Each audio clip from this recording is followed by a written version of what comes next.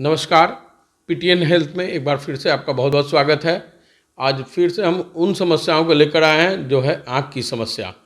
आँख की समस्याओं के लिए आज हम आए हुए हैं कंकड़बाग में नेत्र निदान आँख अस्पताल एवं रिसर्च केंद्र में, जहां डॉक्टर साहब हैं जिनका नाम हुआ डॉक्टर राकेश। सर, आपका बहुत बहुत स्वागत है हमारे चैनल में। धन्यवाद। सर, आज उन समस्याओं से हम बात करेंगे जो है ग्लूकोमा की समस्या, काला मोतिया। सर, काला मोतिया होती क्या है? काला मोतिया आँख का सेकंड लार्जेस्ट विजन लॉस कराने वाला बीमारी है कैटरेक्ट के बाद। और ये बीमारी में आँख का प्रेशर बढ़ जाता है। आँख का प्रेशर बढ़ने की वजह से आँख का नस सूख जाता है और इसी को काला मोतिया या ग्लूकोमा कहते हैं। तो आँख का प्रेशर एक्चुअली आँख के अंदर जो पानी बनता है उसको, पानी को निकलने का जो रास्ता है, अगर किसी भी कारणवश वो ब्लॉक हो जाएगा तो आँख का प्रेशर बढ़ जाता है और प्रेशर बढ़ने से ही आँख का नस सूखता है, जिसको काला मोतिया या ग्लूकोमा बोलते हैं। तो सर ने बताया ग्लूकोमा क्या है। सर, अब ग्लूकोमा के लक्षण क्या क्या है? Glaucoma actually painless decrease in vision होता है, मतलब आपको कुछ भी पता नहीं चलेगा और रोशनी घटते चली जाती है। और ग्लूकोमा में सबसे पहले रोशनी जो है आँख के किनारे की रोशनी जाती है, बीच की रोशनी सबसे लास्ट में जाती है। इसलिए पेशेंट को ये पता नहीं चलता है कि मेरा आँख का रोशनी ख़राब हो रहा है।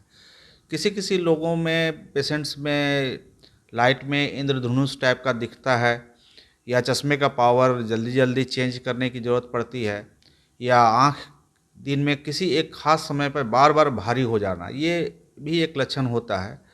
तो यूजुअली पेशेंट को बहुत लेट से ये सब चीज़ पता चलता है और ये एक बहुत बड़ी समस्या है इस बीमारी के साथ कि पेशेंट को खुद फील नहीं होता है कि हमको क्या हो रहा है। तो जब भी आँख चेक होता है या रूटीन चेक कराते हैं तो आँख का प्रेशर, इसीलिए हम लोग भी कहते हैं कि आँख का प्रेशर ज़रूर से चेक होना चाहिए पेशेंट्स का, ताकि ये पता चले कि हाँ, ऐसा कुछ हो तो नहीं रहा पेशेंट को। तो इसकी कोई उम्र सीमा भी है कि किस उम्र में ग्लूकोमा हो जाता है, या कभी भी हो सकता है सर?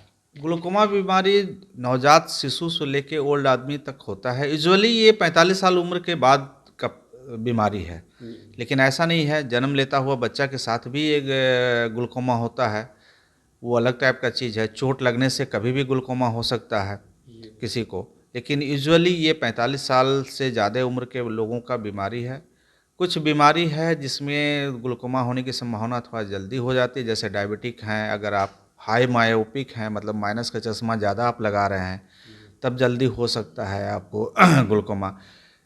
कुछ दवाई है जिसका इस्तेमाल अगर आप लंबा समय से कर रहे हैं, जिसको स्टेरॉयड का ग्रुप के दवाई कहते हैं, उस दवा ग्रुप के दवाई अगर आप खा रहे हैं, लंबे समय से खाए हैं, तो आपको ग्लूकोमा बीमारी होने की संभावना बहुत ज़्यादा बढ़ जाती है। तो डॉक्टर साहब ने बताया कि कई कारणों से ग्लूकोमा की बीमारी होती है। सर, तो ग्लूकोमा की जांच क्या क्या है? ग्लूकोमा का सबसे पहला जांच तो यही है कि आँख का प्रेशर चेक होना चाहिए, जिसको इंट्राओकुलर प्रेशर कहते हैं। उसका रूटीन चेकअप होना चाहिए।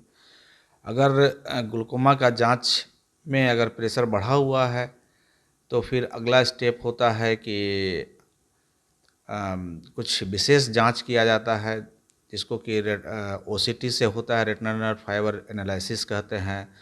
कॉर्निया का थिकनेस होता है, जिसको सीसीटी कहते हैं। एंगल ऑफ आई देखना चाहिए कि वो कहीं ब्लॉक तो नहीं है। और विजुअल फील्ड टेस्ट सबसे ज़रूरी चीज़ होता है, क्योंकि इसमें किनारे की रोशनी सबसे पहले जाती है, इसलिए विजुअल फील्ड टेस्ट कराना बहुत ज़रूरी है।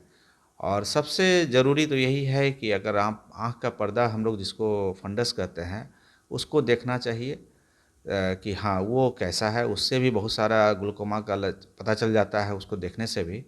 तो फंडोस्कोपी जिसको कहते हैं वो रूटीनली होना चाहिए। सर, एक चीज़ और, ये इससे किसको किसको किन किन लोगों को खतरा होती है? इसमें ज़्यादा यूजुअली खतरा तो, जैसा मैंने पहले बोला, कि वैसे लोगों को होता है जिसको कि डायबिटिक हैं, वैसे लोग होते हैं जिसे वो लंबे समय से स्टेरॉयड चला रहे हैं, जैसे गठिया की बीमारी है, स्टेरॉयड चलाया जाता है। बहुत सारे गांव घर में आसानी से लोग वाइसोलोन, बेटनीसोल दवाई दे देता है।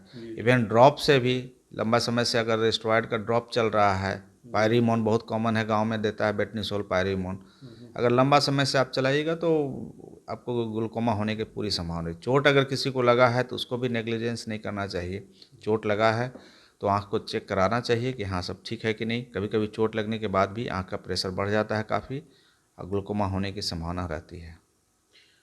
तो फर्स्ट स्टेज में तो ये पता नहीं चल पाता कि ग्लूकोमा है कि नहीं है। प्रेशर के जांच कराने, आँख का प्रेशर का जो जांच होता है उसके बाद ही पता चलेगा कि ग्लूकोमा है। हाँ, आँख का प्रेशर ग्लूकोमा है या नहीं है, ये तो सबसे पहले तो फंडस हम लोग जो देखते हैं, पर्दा, आँख का पर्दा जिसको कहते हैं, उसको देखने से पता चलता है। और आँख का प्रेशर तो रूटीनली चेक किया जाता ही है। उससे अगर बढ़ा हुआ है तो सस्पेक्ट और हो जाता है। अगर फैमिली हिस्ट्री है पहले से कि हाँ ग्लूकोमा बीमारी है फैमिली में, तो हम लोग थोड़ा ज़्यादा प्रिकॉशन लेके चलते हैं कि फैमिली हिस्ट्री रहने पर भी ग्लूकोमा होने की संभावना बढ़ जाती है। तो ये तो है कारण कि जल्दी जल्दी होने का। तो ये तो कारण हमें पता चला कि किन किन कारणों से ग्लूकोमा होता है। अब हम जानना चाहेंगे डॉक्टर साहब से कि सर इसका उपचार क्या है, और इसमें जो है इसमें सर्जरी होती है कि नहीं होती। ग्लूकोमा का उपचार एक ही है कि आँख का प्रेशर बढ़ गया है तो आँख का प्रेशर को नॉर्मल लाना। आँख का प्रेशर यूजुअली 10 से 20 मिलीमीटर ऑफ Hg रहता है, और अगर इससे ज़्यादा है प्रेशर तो उसको हम लोग को हर हालत में नीचे लाना रहता है। अब नीचे लाने के लिए हम लोग 3 तरीके से नीचे आता है। एक तो आएगा, अगर दवाई, बहुत तरह की दवाइयाँ होती है जिसके वजह से आँख का प्रेशर नीचे आता है। शुरुआती स्तर में तो इसी को किया जाता है। कुछ पेशेंट्स में लेज़र ट्रीटमेंट भी किया जाता है, खास करके एंगल क्लोजर ग्लूकोमा एक होता है जिसमें कि लेज़र सर्जरी से आँख का प्रेशर डाउन हो जाता है। कुछ पेशेंट्स में नॉर्मल ग्लूकोमा में भी, ओपन एंगल ग्लूकोमा में भी लेज़र ट्रेवोप्लास्टी एक ट्रीटमेंट होता है, उससे भी आँख का प्रेशर को टेम्पोररी डिक्रीज किया जाता है। लेकिन मेन ट्रीटमेंट इसका दो ही है, या तो आप दवाई पर रहें या फिर सर्जरी कराएं। तो सर्जरी तो होता है और बहुत ही सिंपल है सर्जरी, ऐसा नहीं कि बहुत डिफ़िकल्ट है। लोगों के बीच इसके लिए बहुत सारी भ्रांतियां हैं कि ग्लूकोमा का सर्जरी नहीं होता है, तो ऐसी कोई बात नहीं है। ग्लूकोमा का सर्जरी होता है और आँख उससे बहुत ठीक रहता है। लेकिन ग्लूकोमा सर्जरी कराने का कुछ नियम है कि भाई किसको होना चाहिए। तो ग्लूकोमा सर्जरी होता है यूजुअली वैसे लोगों को जो कि दवाई रेगुलर नहीं डाल सकते हैं। गरीब पेशेंट का ग्लूकोमा सर्जरी होना चाहिए, जो कि चूँकि दवाई बहुत महंगा है, ज़िंदगी भर दवाई चलाना है। तो फिर आप सर्जरी करा लीजिएगा तो दवाई से छुटकारा मिल जाएगा। तो वैसे लोगों को ग्लूकोमा सर्जरी कराना चाहिए। या वैसे लोगों का ग्लूकोमा सर्जरी होगा जिसका प्रेशर दवाई पर भी कंट्रोल नहीं रह रहा है। तो यही 3 कंडीशन है जिसमें ग्लूकोमा सर्जरी होना चाहिए, और ग्लूकोमा सर्जरी से आँख का प्रेशर डाउन हो जाता है। अब ग्लूकोमा सर्जरी में भी आजकल बहुत सारा नया नया चीज़ आ गया है, तो अब वाल्व सिस्टम भी डेवलप कर गया है ग्लूकोमा सर्जरी में, तो बहुत एडवांसमेंट हो गया है ग्लूकोमा सर्जरी में भी। तो ये ग्लूकोमा सर्जरी के बाद परमानेंट इलाज ये माना जाता है कि उसकी दवाई चलते रहती है। नहीं, ग्लूकोमा सर्जरी के बाद यूजुअली दवाई छूट जाता है, या तो छूट जाएगा या बहुत माइनर दवाई का ज़रूरत पड़ सकता है। अदरवाइज दवाई यूजुअली छूट जाता है, दवाई का ज़रूरत नहीं पड़ता है। हाँ, आपको रूटीनली चेकअप कराना चाहिए। ग्लूकोमा में नियम ये है कि आपको 6 मंथ में, every 6 monthly visual field test जरूर होना चाहिए। एक 1 ईयर में आप अगर ओसीटी जांच, जिसको रेटिनल नर्व फाइबर एनालिसिस या गैंग्लियन सेल कॉम्प्लेक्स एनालिसिस कहते हैं, वो होना चाहिए 1-1 साल पर। अगर आप रेगुलर चेकअप कराएंगे तो ग्लूकोमा से कोई दिक्कत आपको होने वाली नहीं है। सर ओसीटी जो आप बताएं सर, वो है क्या। वो एक्चुअली ओसीटी एक मशीन है, और उससे हम लोग नर्व लेयर पर जाके ग्लूकोमा में, एक्चुअली ग्लूकोमा में होता क्या है कि नर्व फाइबर लेयर का लॉस होता है, उसका एनालिसिस किया जाता है। उससे हम लोग को अर्ली डिटेक्शन भी हो जाता है कि हाँ ग्लूकोमा है या नहीं है। तो एक अच्छी मशीन है जिससे हम लोगों को काफ़ी हेल्प मिलता है। तो आपने जाना ग्लूकोमा के बारे में, और ये भी हम जानना चाहते हैं सर कि यहाँ नेत्र निदान अस्पताल में ग्लूकोमा के लिए क्या क्या सुविधाएं हैं सर। देखिए, हमारे हॉस्पिटल में ग्लूकोमा के लिए सारे जांच की सुविधा उपलब्ध है यहाँ पर।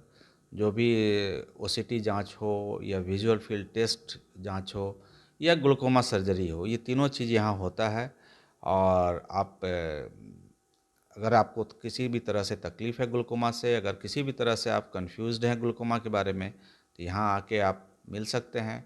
और ग्लूकोमा से आप डरने की ज़रूरत नहीं है, यहाँ सभी तरह के उपचार आपका हो सकता है। डॉक्टर साहब ने ग्लूकोमा के बारे में बताया कि ग्लूकोमा क्या है, ग्लूकोमा के लक्षण क्या हैं, ग्लूकोमा की जांच क्या होती है, उसके उपचार क्या हैं, ये सारी बातें इन्होंने बताया है। सर, समय का अभाव है, तो जाते जाते आपसे ये भी पूछना चाहेंगे कि इस तरह के पेशेंट को कुछ सुझाव आप देना चाहते हैं तो कुछ बताएं। देखिए, ग्लूकोमा में लोग बहुत ज़्यादा डर जाते हैं, सोचते हैं कि ग्लूकोमा हो गया तो अब तो मेरा आँख का रोशनी ख़त्म हो जाएगा। ऐसा कोई बात नहीं है। ग्लूकोमा भी जस्ट लाइक जैसे ब्लड प्रेशर होता है, डायबिटीज़ होता है, जस्ट लाइक ग्लूकोमा है। अगर आप उसका ख्याल रखेंगे, आपका वो ख्याल रखेगा। अगर डायबिटीज़ का जैसे आप दवाई रेगुलर खाते हैं, रेगुलर आप ब्लड शुगर चेक कराते हैं, उसी तरह ग्लूकोमा में भी आपको दवाई रेगुलर चलाना चाहिए, आँख का प्रेशर रेगुलर चेक होना चाहिए। अगर आप रेगुलर ये काम करेंगे, एवरी 3 मंथली या 6 मंथली हो जाता है, तो कभी भी ग्लूकोमा से डरने की ज़रूरत नहीं है। आँख की रोशनी हमेशा आपकी बरकरार रहेगी। बहुत अच्छा सर, ये आपने ये बताया कि ग्लूकोमा से डरने की ज़रूरत नहीं है। ये नहीं सोचना चाहिए कि मेरी आँख की रोशनी चली जाएगी। टाइम टू टाइम आप उसका जांच कराते रहें, हर 6 महीना पे 3 महीना पे जांच कराएं, प्रेशर की जांच कराते रहें, दवाई खाते रहें, तो ग्लूकोमा कोई समस्या नहीं है, उस समस्या का निदान है। सर, आपसे बात करने के लिए बहुत बहुत धन्यवाद। सर ने बहुत अच्छा सुझाव दिया है। अगर ये कार्यक्रम अच्छा लग रहा है तो हमारे चैनल को आप सब्सक्राइब करें, कमेंट करें, शेयर करें। धन्यवाद।